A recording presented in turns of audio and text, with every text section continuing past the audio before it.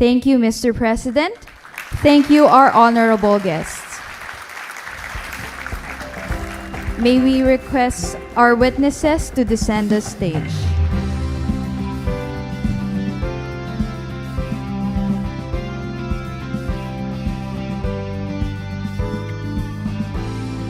Thank you. May we now request our witnesses to descend the stage. And now, may we invite Executive Secretary Lucas Bersamin to introduce our keynote speaker.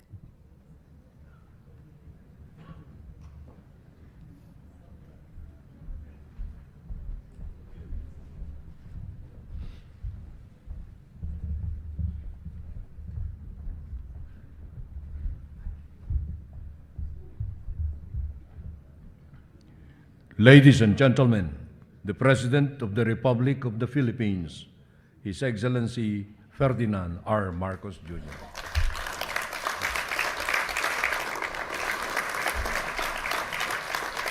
Thank you, Executive Secretary Chief Luke Bersamin. Please be seated. The Senate President Chis Escudero, and the honorable members of the Senate, the House Speaker, Speaker Martin Romualdez, and the honorable members of the House of Representatives, distinguished members of the Diplomatic Corps, ladies and gentlemen, distinguished guests, good morning at magandang araw sa inyong lahat at isang mainit na pagtanggap dito sa Malacanang Palace. As we embrace the holiday season with the joy of Christmas filling our hearts and the new year inspiring hope and new possibilities, we are reminded that it is also a time for reflection and for resolve. So in the new year, inspiring hope and new possibilities, we are reminded that it is also a time for reflection and for resolve. Just as families use this time to plan for the year ahead, so too must government dedicate ourselves to fortifying the foundation that we have laid down for a better future for the country. On this day that we honor our national hero, we enact the 2025 General Appropriations Act. And through this measure, the dreams of our heroes are realized by a nation birthed by their sacrifices. This budget reflects our collective commitment to transforming economic gains into meaningful outcomes for every Filipino. It is designed not just to address our present need, but to sustain growth and to uplift the lives of generations that are yet to come. In the first 2 years of this administration, we focused on creating the foundation for an inclusive, sustainable, and resilient Philippines. From targeted reforms to strategic investments, we ensure that our progress is felt in the daily lives of every Filipino. Today, we build on that momentum, guided by the same precision, purpose, and unwavering determination. In my State of the Nation address last July, I called for the full cooperation of Congress to approve the budget in their usual timely manner and to adhere to the administration's proposed budget as closely as possible. With the passing of the fiscal year 2025 General Appropriations Act, the responsibility of ensuring that every centavo is spent wisely, transparently, and purposefully begins. Cognizant that our resources are finite and our people's needs are plenty, we need to carefully curate the particulars of the budget. So much so that even grand ambitions and great plans must be tempered.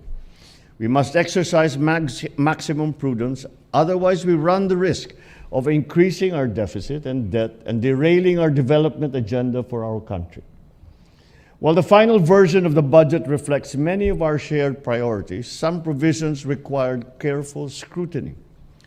The Filipino people have spoken. Every centavo must go to programs that truly uplift lives, strengthen communities, secure the future development of the Philippines.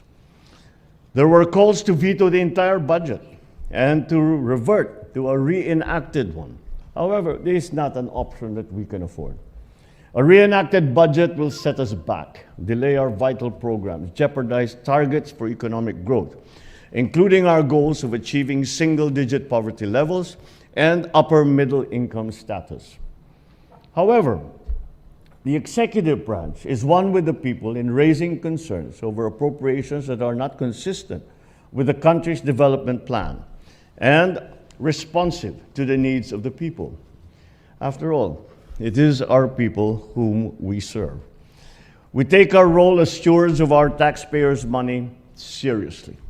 And for this reason, after an exhaustive and thorough review, we have directly vetoed over 194 billion worth of the line items that are not consistent with our program priorities. These include allocations for certain programs and projects of the Department of Public Works and Highways, and those under the unprogrammed appropriations, which increased by 300%. We shall also pursue conditional implementation on certain items to ensure that the people's funds are utilized in accordance with their authorized and stated purpose. Specifically, to ensure that government assistance is not merely a provisional solution to a persistent issue, we are compelled to subject the implementation of the Ayuda sa Kapos ng Kita program, or AKAP, to the convergence efforts of the DSWD, DOLE, and NEDA. This way, we ensure that its implementation will be strategic, leading to the long-term improvement of the lives of qualified beneficiaries while guarding against misuse and duplication and fragmented benefits. This approach is anchored on a simple yet profound truth. The appropriation of public funds must not break the public trust. In the exercise of our budget execution function and our duty to ensure prudent fiscal management, we ensure that all increases in appropriations and new budgetary items shall now be subject to cash programming, applicable budget execution rules, and vetting and approval of the concerned offices.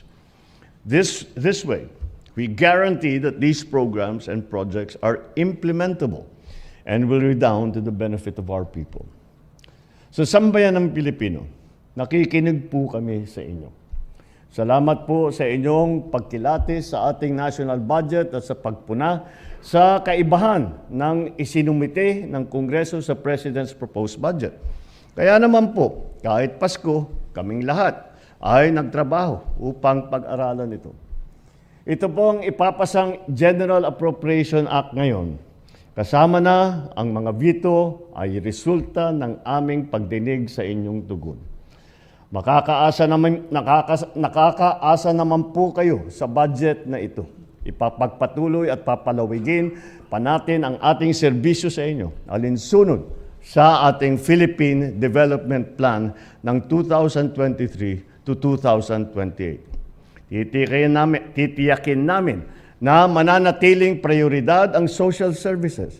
Kasama na rin dyan ang edukasyon ayon sa mandato ng ating saligang batas. Pati na rin ang kalusugan.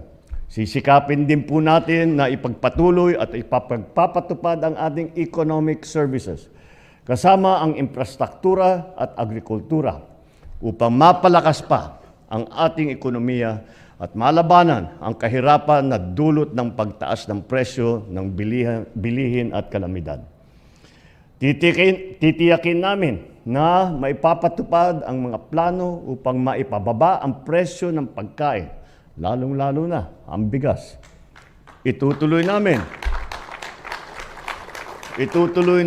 ang mga hakbangin upang mapunan ang kakulangan sa mga gusaling pampaaralan at ang mga computer ng mga eskwelahan. Sisiguruhin natin na tuloy-tuloy at mas lalawig pa ang mga benepisyo ng lahat ng Pilipino sa ilalim ng PhilHealth. Through this budget, we will also prioritize green investments and disaster preparedness to safeguard our environment and ensure resilience against disasters. We shall drive innovation and enhance trade and investments to create more quality jobs and to improve productivity. To sustain these efforts, we are advancing governance reforms. We shall continue to improve our systems for a more efficient, transparent, and accountable government. Through digitalization, we shall streamline services, reduce bureaucratic delays, and combat corruption. Sa aking mga kasamahan sa pamahalaan, nais kong ipaalala ang ating tungkulin sa bayan. Gamitin natin ng wasto ang pondo ng ating bayan. Siguruhin natin na agarang masimula ng mga proyektong napopondohan at matapos ito ng naaayon sa programa at pondong inilaan dito. So as we close this year and step into a new chapter, let us remind ourselves of our shared responsibility. Nation building is not the work of government alone. It is a partnership that we make with every single Filipino. With unity, with determination and a clear vision, we can achieve a future where progress is felt in every home, in every community, every corner of this archipelago. Together, let us build a bagong Pilipinas, a nation of genuine and shared prosperity. Maraming salamat sa inyong lahat at siguro maaari pa rin bumati ng maligayang Pasko at masaganang bagong taon. Maraming salamat sa inyo lahat at magandang umaga sa inyo.